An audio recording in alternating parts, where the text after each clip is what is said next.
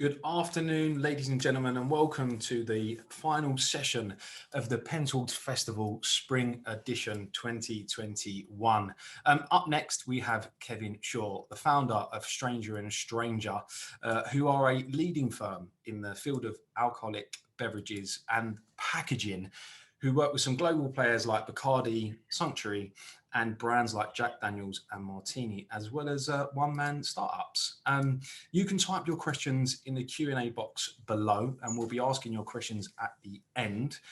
Please post on social media at Pentwald and using the hashtag Pentwald Spring Festival. So without further ado, I'm going to give a big warm welcome to the guy they call Kevin Shaw. So welcome, Kevin, and good luck. Thank you, Adam. Let me share my screen here. Get this going. There we go. Can you see that? I'm assuming you can. So yeah, my name's Kevin Shaw. I'm the founder of Stranger and Stranger. It's 26 years ago. We started this thing in London. Now we're in New York and San Francisco. Although, you know, with the COVID thing, everybody seems to be scattered around all over the place at homes around the world. So you just never know who you're going to be talking to and where they are, but this is where we're at. Over this time, we've done thousands of brands, I think 7,000 different kind of bottles and labels. And we've been mainly working in alcohol. So wine and spirits and beer and all the derivatives. We've done lots of kind of lower end stuff, and we've done everything in terms of packaging during that time. We put labels, destroyed labels, covered bottles in wax, done different shaped bottles, done very expensive bottles as well. These are all over $100. And then all the spirits, which all come with their, you know, fancy glass. And that's just a set of gins, and that's not nearly all of them. We've done hundreds of bottles within each of these categories, and so constantly looking for new ideas to invigorate and give personality to all these products. And then during that time, we've also been asked to do other stuff as well. All tend to be premium, where we can really add value and deliver a difference. Even stamps for the United Nations, and obviously with the California office, we're doing cannabis related products and even perfumes. So yeah, I was wondering about what to call this talk, this little chat, and what the heck is going on seems very appropriate given the year that we've just had. It's very interesting doing these talks and thinking about what's happened recently, because the studio is generally gives an idea of reflects the outside world. We're generally designing for the future, and the briefs that come in are representative of if it's not happening now, it's what's gonna happen. So this year has been the weirdest in my whole career, and I'm sure everybody's feeling exactly the same. And so it was interesting to kind of reflect and look at what is happening and what's changed and what's different, and how that's going to affect things going forward. Now, normally, before all this started a year ago, this is generally what would happen. A guy would come in with an idea. He would kind of have a very, you know, passionate kind of reason for doing this thing, and then we'd research and do our homework and find out, you know, how to really personify this thing, and then we'd get ideas together how all these little things can work, and we'll present it back to him and you know, have some kind of thoughts about how this brand could really stand out. And then the bottle gets made, and then we start to think about how it can work and how it works in bars. Do you remember bars? I so remember bars. And products, you know, being on a back bar and under light, and how things are served, and all these lovely little details that were part and parcel of the brand up until a year ago. It was great. And I'm sure everybody misses a bar just as much as I do. If you do miss a bar, by the way, please go to this site, imissmybar.com. You can dial all these sounds in, and there's music in the background, and just close your eyes for a minute and drink a beer, and I promise you it will change your day. Anyway, so we do the bottle, and you know, the client would be very happy, and it would get out all over the place, and then, you know, they'd sell it, and that's generally how things would work. Now the buying experience is very, very different, and it has an effect on the packaging, because where we used to design all these absolutely gorgeous bottles, and, you know, think about every facet and how it feels in the hand, and the messages that are delivered at each touch point, and the consumer experience with the bottle, the past year, it's more often than not been this.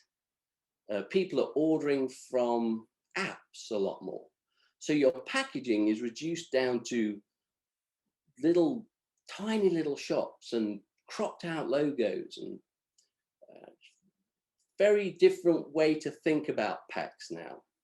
The bottle in the middle there, the brown one, Bib and Tucker, is one of my favorite bottles. We didn't do it. It's really lovely. It's had the snot embossed out of it, and in the hand it's absolutely fantastic. But on an app, it just is reduced to a little brown splodge. The one on the right, Howler, we did last year.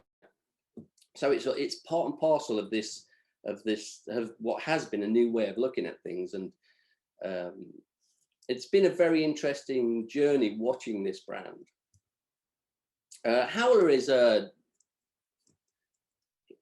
banana flavored bourbon, and I think also what's happened in the past year is people have had to really hone their elevator pitch.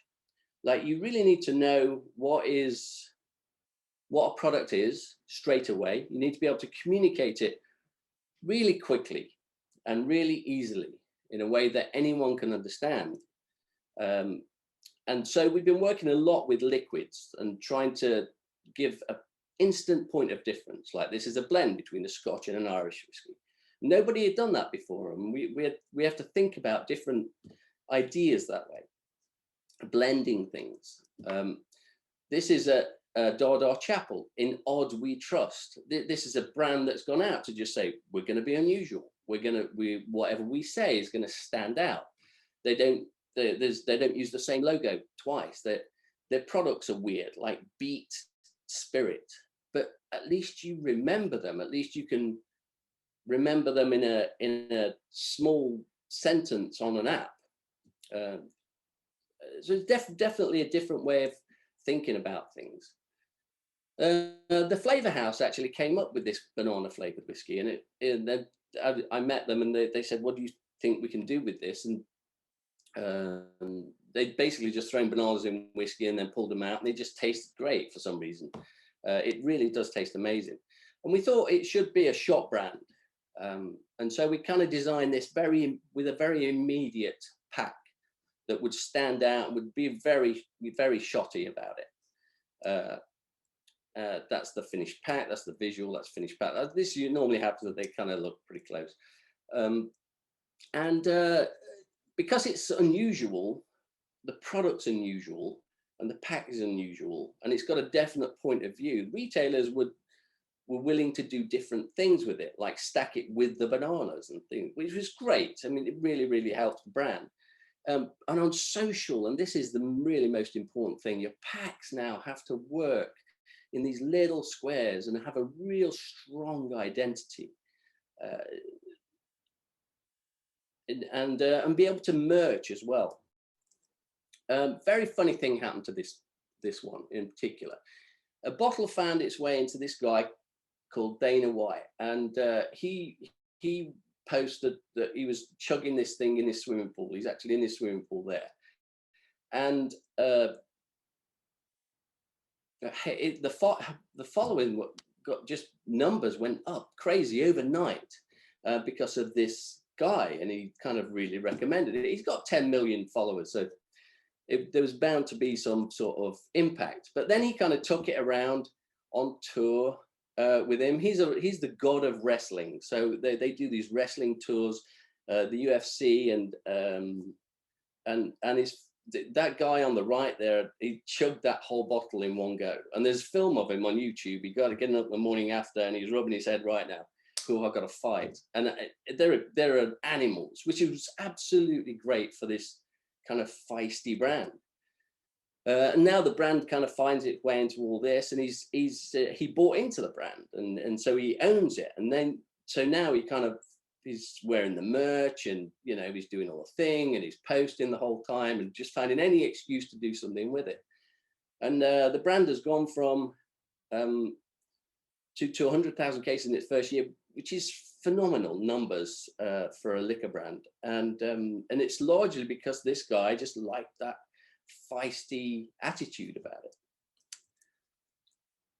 Celebs are a very it's very interesting working with them, and you should probably expect, seeing as Hollywood has closed down and there's no concerts around now, and it's been a hard time for some celebs, so that they are quite rightly looking to do endorsement things and try to make money that way. And we've had quite a lot in this past year, and it's a mixed bag. There's a lot of celebs who already have their own brand.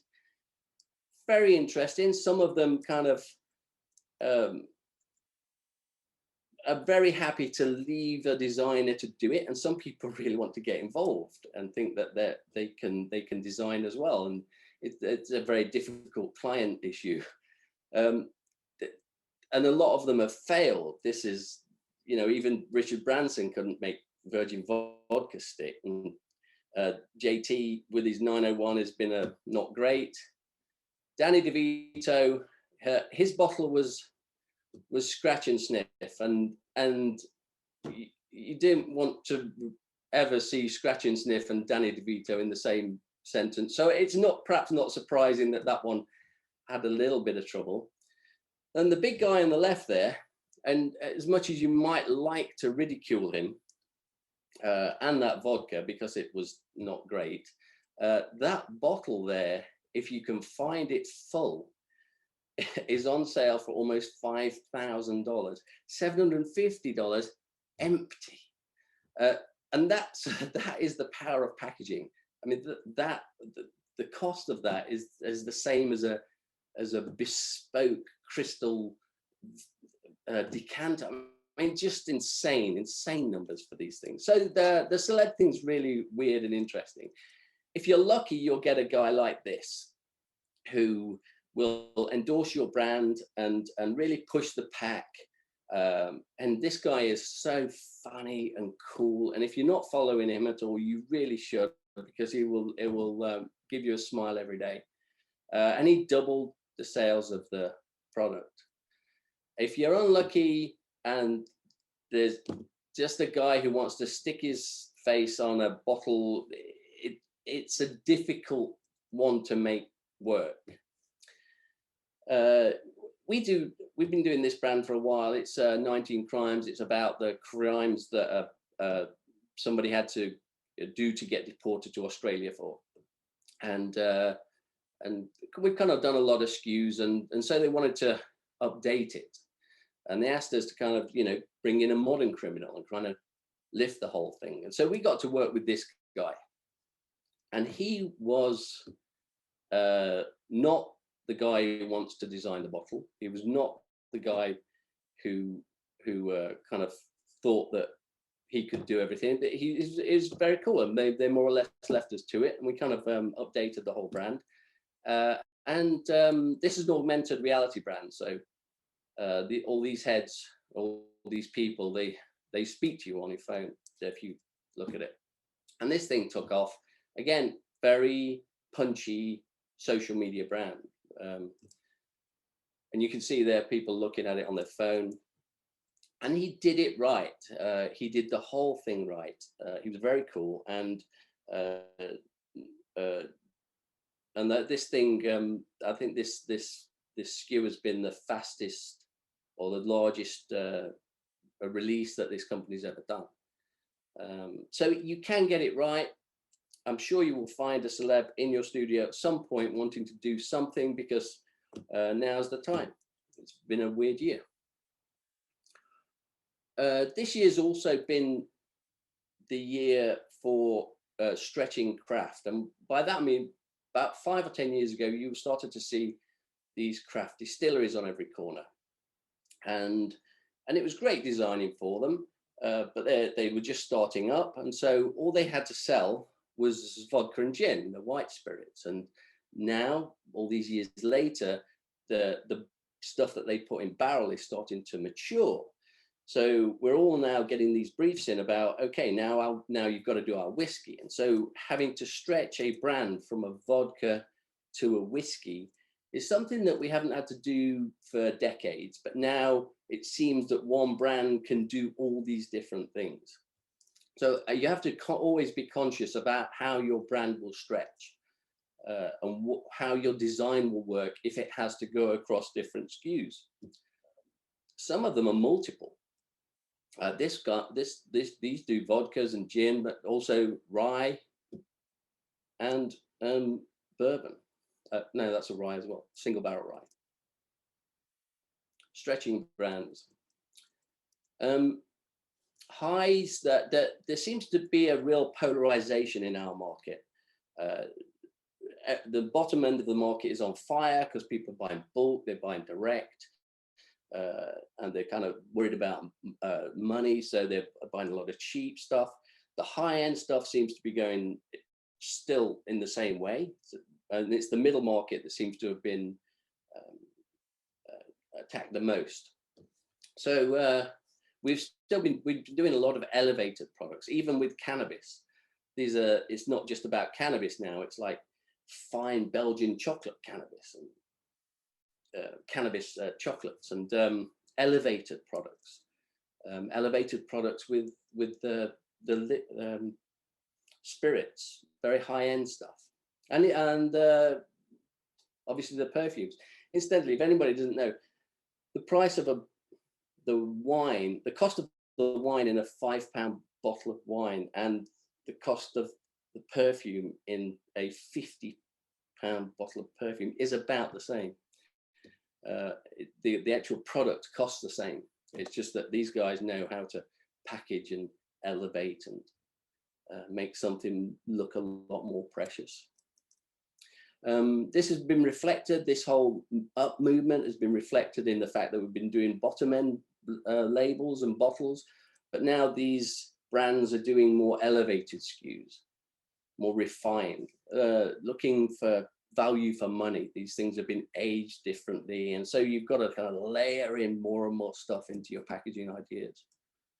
I think within this last year we've done more high-end rums than we have in the last 20. It's just been incredible to watch them all come through. None of these products are cheap. They all come with bespoke bottles. They all come with ideas and brand philosophies, and taking a sector that was once, bottom shelf and elevating it is definitely been something of the past year as well.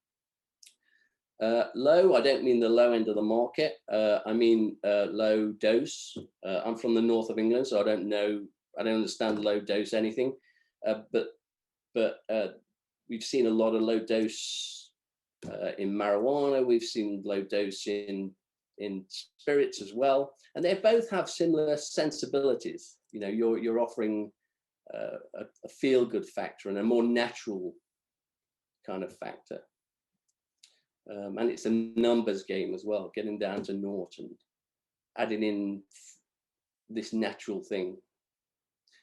And then seltzers. We've been doing every variation of seltzers. It's all about the fruit.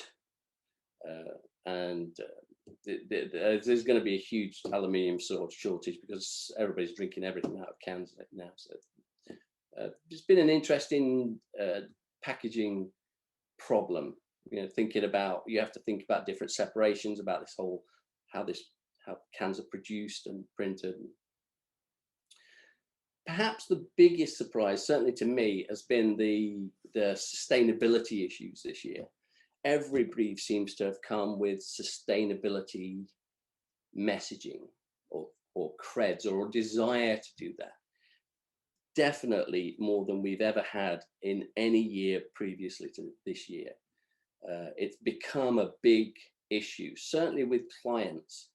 I'm not sure yet how it's going to translate or how long it's going to last with consumers and sales. We have to wait and see. But there's certainly every brief has been about sustainability. We've been doing vodkas that are made out of waste. So in this one, it's been discarded parts of the coffee production and the coffee fruit. This is about the fruit that retailers throw away. So all those wonky bananas aren't quite right, or oranges, whatever. These guys pick up all the fruit and distill it and make something out of something, which I think is great. This sustainability thing is not new to us. We've been working on this for like 10 years. We've been trying to push these products like square bottles, which are smaller, take up less room, and easier to ship and all this, use less cardboard.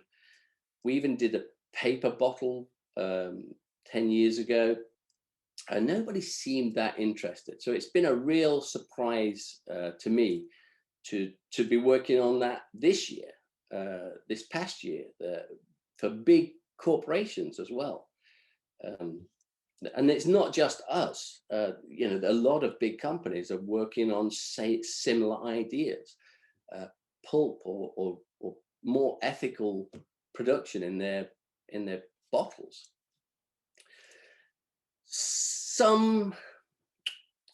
I do applaud the attempt, but some products perhaps are less successful. This one in particular, I mean, I think the product doesn't help because it looks a little bit like hand soap, but the refill definitely looks like something that belongs in the bottom of your kitchen drawer.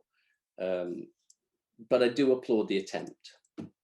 We're starting to see refill programs, which is very interesting for the packaging point of view, because that means that your glass has got to kind of work again and again. It's not a single use. And thinking about paper, well, paper is going to get really stained if you're kind of reusing it. Drips are going to go down it. So that all of a sudden, screening on a bottle is appropriate, or more appropriate for sure. It happens in the seltzer industry the whole time. There's this company called Brooklyn Seltzer who've been delivering these bottles for 100 years. Some of these bottles are ancient, and they're brutal. They're huge and they're thick, and they just go on forever. They drop them off at your doorstep and kind of take them away and refill them all. And from a packaging point of view, thinking about something that might last 100 years, these are conversations we've never had before. And it's starting to happen in liquor. People are starting to go around and try to make a sustainable practice with reusing bottles. Nobody, to my mind, nobody does it as good as this guy.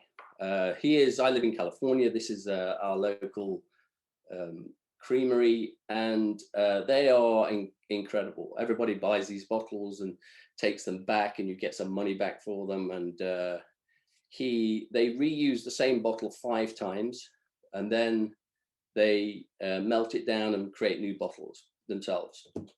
They do that using reused water. They reuse the water they re-clean the water, and eventually they use it in their pastures.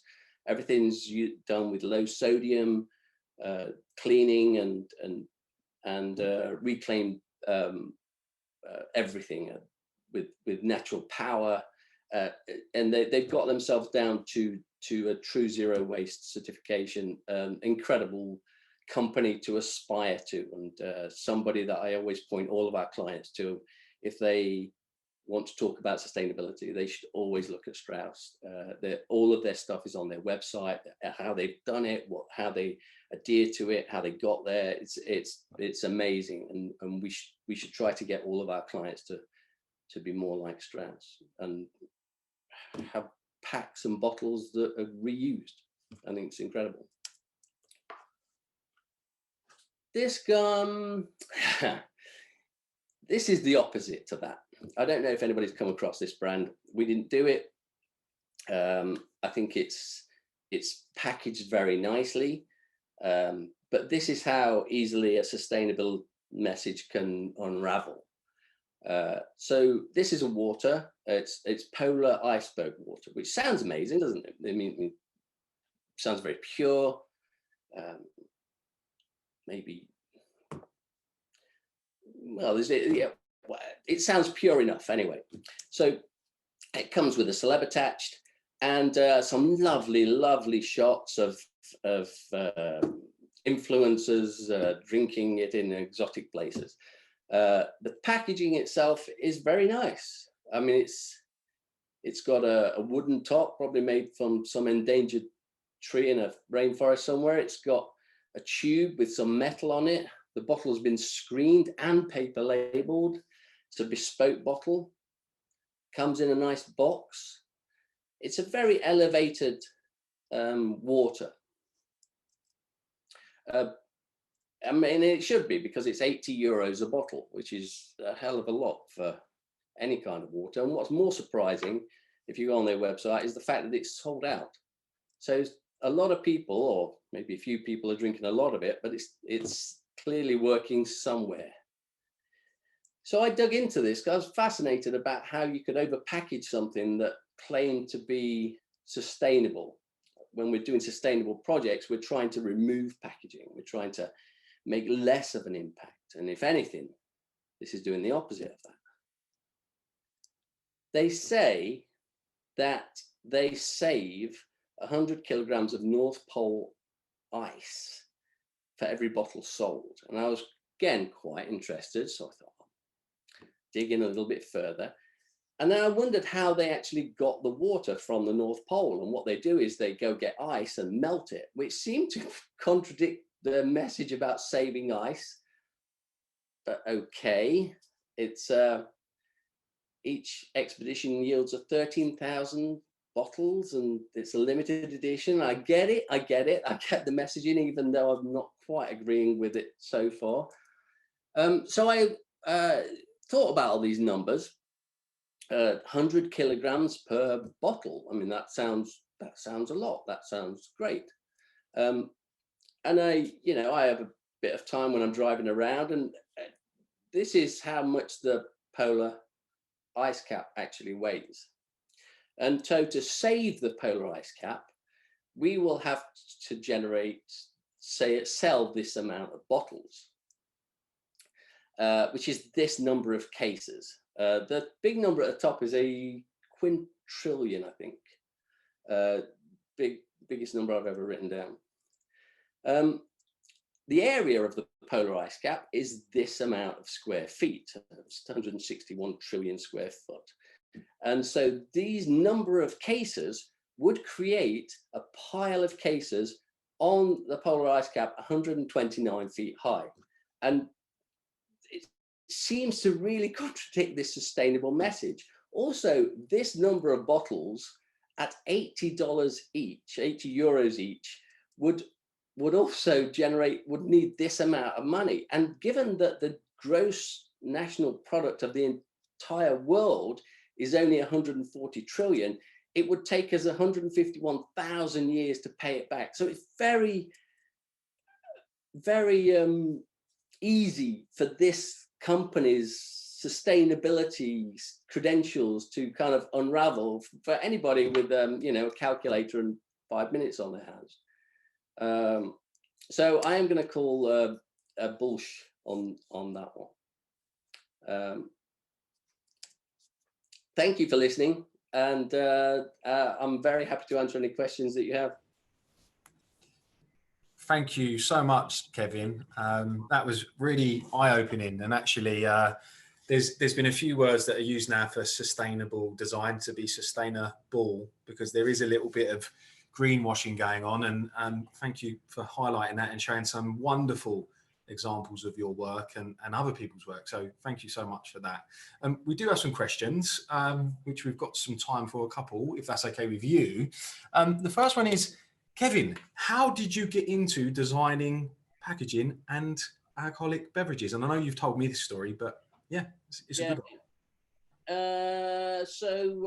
I was, I'd just gone freelance. I just quit my last job and gone freelance, and I thought I wouldn't work very hard. And I was given a desk space in an agency, and the guy said, "Will you help us out with the pitch?"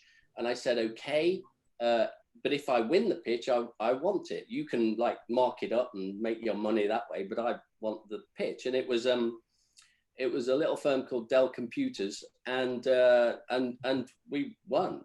So I was doing advertising for Dell, which was lovely. I want to meet the man and shake his hand, because it gave us a lot of stability, financial stability.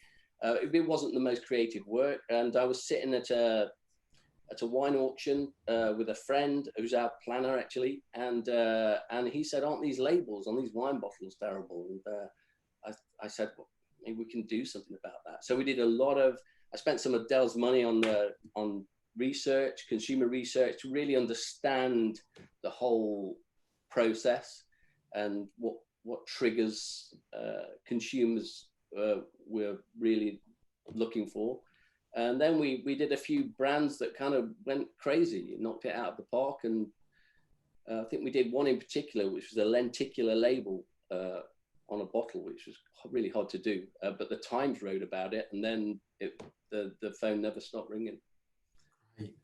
It's been a roller coaster, I'd say.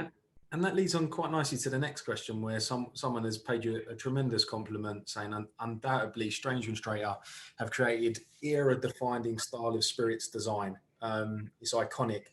How is the challenge of reinventing yourself and at the same time responding to your signature? Reinventing ourselves. This has got nothing to do with us. One of the most difficult conversations you ever have with a client is to tell them that it's got nothing to do with them either. We're packaging people. We live and die by selling products, and that's the only thing that really matters. And if you can do it beautifully, which we try to do, because we're designers, then you're straddling that ground. They're straddling that ground, but it's all about selling the products. So it's got nothing to do with us. That's why we don't have pictures of us on the website. We're not. It's not about us, and it's not really about the client either. It's about the client's consumer, and that's a difficult conversation to have. We're trying to make these people millionaires and billionaires, and sometimes you get people coming in with very strong opinions. I mean, one guy I remember told me that his wife's favorite color was green, and I said, well, I'm not decorating your bathroom. I'm trying to sell 1 million units of this thing. Can we? Yeah. So it's not about us. Great. What a great answer. And hopefully it wasn't the Italicus project you're talking about the favourite colour being green. I mean, what a great project that is. Yeah. Okay. And Kevin, we've got some news, I hope you don't mind me sharing, about you and Penswoods, that as the kind of industry has changed and we've reimagined our categories, and you said it in the presentation, 10 years ago you produced a fantastic piece of sustainable packaging, and you've kindly agreed to join, this is breaking news, our sustainable design jury to help choose our winners this year. So how are you feeling about that? And thank you for joining.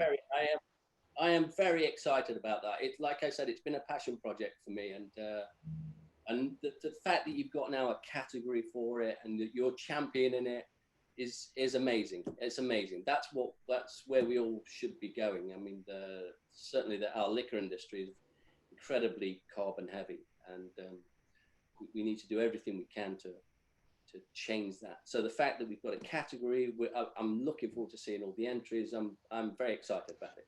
Great. Well, thank you so much, Kevin, for your time today. We've really appreciated listening to your presentation, and thank you so much for joining us. Not at all. Anytime. Great. Well, everybody at home, just to let you know, that was the last presentation of our Pensfield Spring Festival. You can see all of the presentations online from tomorrow. I want to thank all of the speakers, everybody at home, my team, and I want to make sure that if you still have any comments or any questions, you can continue the conversation online using our platforms at Pensfields or the hashtag Pensfield Spring Festival. Now, before we go, I've got an important announcement to tell you about our next event, which will be taking place on the 31st of March. And this will be alongside our partners, UPM Raffle Attack. And I'm going to be having a chat about the future of packaging design with some more design experts. So please register. You can do that by visiting our website, clicking on the events tab and registering your details. And on the last note, I want to thank everybody once again. This is the end of the Pensfields Festival Spring Edition. I want you to stay safe and hopefully we'll see you soon. Take care and goodbye.